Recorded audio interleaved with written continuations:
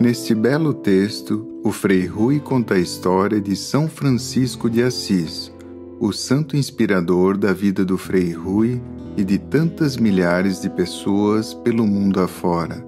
O pobrezinho de Cristo, um homem de Deus, o santo da paz e do bem. Diante de tão grande santo, só podemos pedir que Deus nos dê a graça de seguirmos os passos de Francisco e falar: Senhor, fazei-nos um instrumento de vossa paz. São Francisco, rogai por nós.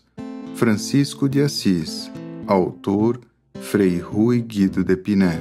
Há 2000 anos atrás, Jesus nasceu numa estrebaria que servia de abrigo aos animais. Nasceu pobre, miserável, porque nenhuma moradia do mundo abriu as portas para ele nascer. Nasceu assim mesmo e ninguém mais do que ele amou tanto a humanidade que, apesar dos seus erros e pecados, ainda promete uma vida eterna depois desta. Aquele que procurar entender aquilo que ele falou e procurar viver aquilo que ele viveu. Ao contrário do Cristo, em 1182, nasce um menino num berço de ouro, filho de gente rica da sociedade. Seus pais são prósperos comerciantes e dão ao seu filho o nome de Francisco. O recém-nascido representa um triunfo, representa a segurança, a continuidade da família e dos negócios. Francisco seria um cavaleiro nobre, um príncipe, um lutador, haveria de empunhar a espada e vencer os exércitos mais fortes.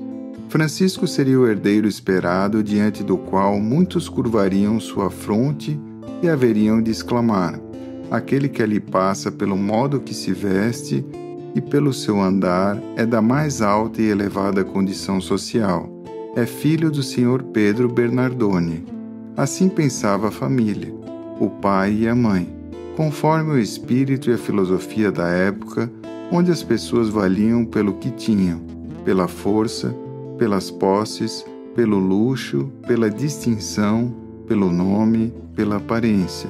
Não vale o ser, mas o que parece ser.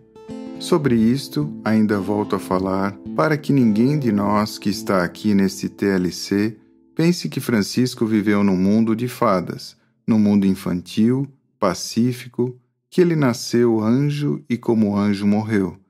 Só entenderemos Francisco e daremos valor a ele se o colocarmos no seu devido lugar. Uma criança, um jovem, um homem de carne e osso igual a nós, mas que venceu porque descobriu, entendeu, se deixou cativar e se comprometeu.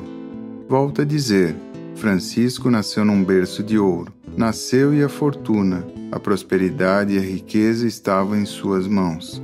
Teve uma infância cultivada, cercada de cuidados e caminhos especiais.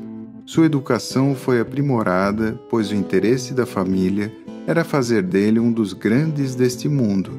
Além do mais, sua cultura cresceu porque vivia num círculo de pessoas instruídas, embora mais tarde, em sua humildade, ele se chama de um simples e ignorante servo, e, diante de Deus, ele se compara a um miserável verme.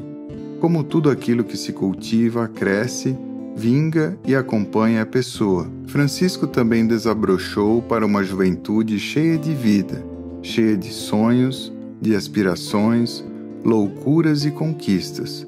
Juventude.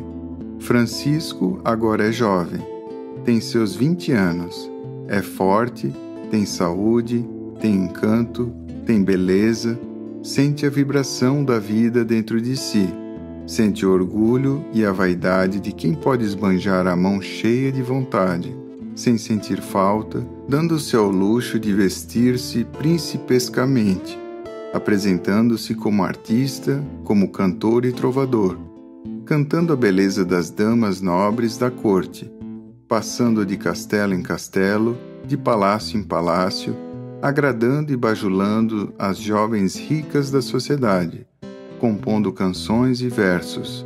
Em nosso tempo, compararíamos Francisco a Roberto Carlos, que empolga e arrasta as multidões.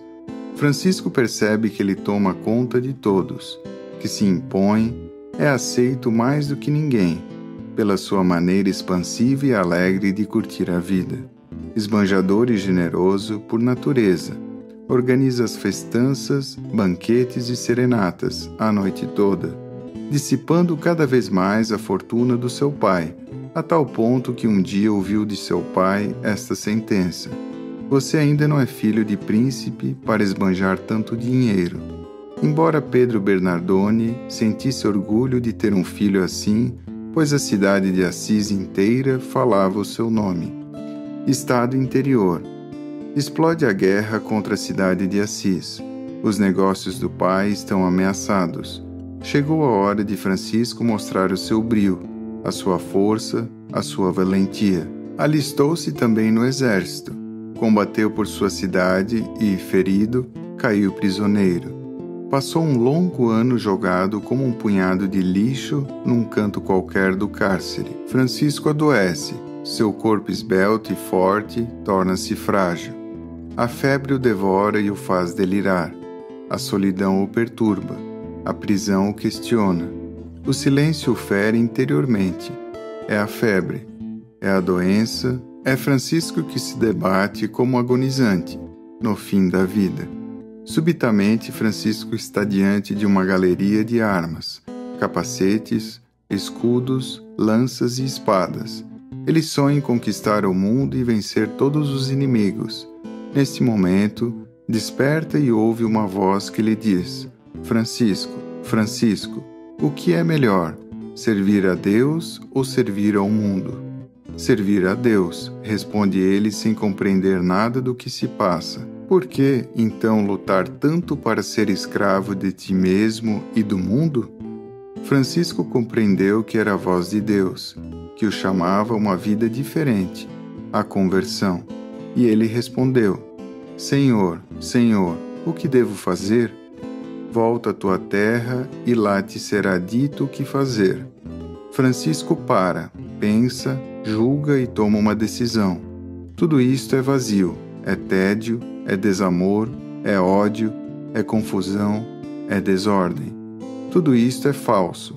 E ele levanta-se e põe-se a caminho de casa, como um soldado vencido, fracassado, mas que agora tenta enxergar além de suas armaduras. No silêncio do caminho, ele sente que algo está para lhe acontecer, mas dependia dele, dependia de um gesto seu, dependia de um sim corajoso e altruísta.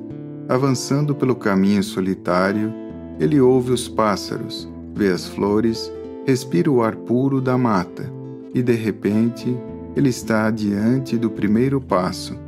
Um leproso, coberto de trapos, empoeirado, repulsivo pela má figura, pela aparência e pelo mau cheiro, começa a gritar: Francisco, Francisco, ajuda-me! Estou quase a morrer de frio, fome e dor. Francisco é filho de gente nobre. Não pode se humilhar e rebaixar. Ele faz que não ouve, esquiva-se, passa longe.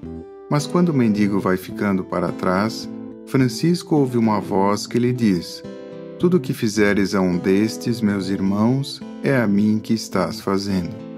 E Francisco volta atrás, volta sorrindo, senta-se junto, estende-lhe a mão, dialoga com ele. São dois irmãos, um em frente ao outro. Depois, dá-lhe um manto luxuoso e beija-o, e ele retoma o caminho. A partir desta hora, Francisco não é mais só Francisco, mas é Francisco de Assis. Não mais somente um artista, mas é um artista de Deus. Não é somente um trovador de versos para as damas dos castelos, mas é um mensageiro do Evangelho de Jesus Cristo para todos, para os humildes e para os grandes deste mundo. Ele não é somente um personagem para o seu tempo, mas para todos os tempos.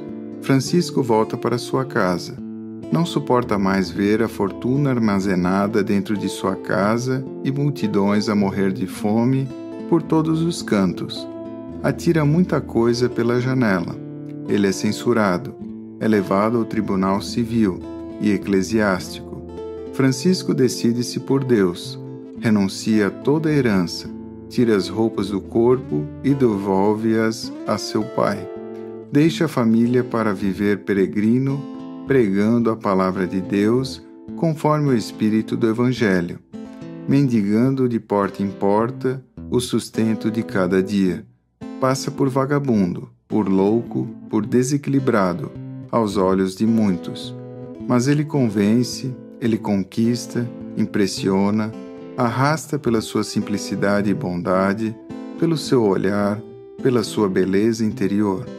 Ele muda de vida, cria um coração novo dentro de si, busca outra alegria, outra paz. A alegria e a paz que nascem de dentro, não das festanças e dos prazeres, mas a verdadeira alegria que nasce da vontade de entender o Cristo e da capacidade de amar mais do que ser amado, de compreender mais do que ser compreendido, perdoar mais do que ser perdoado.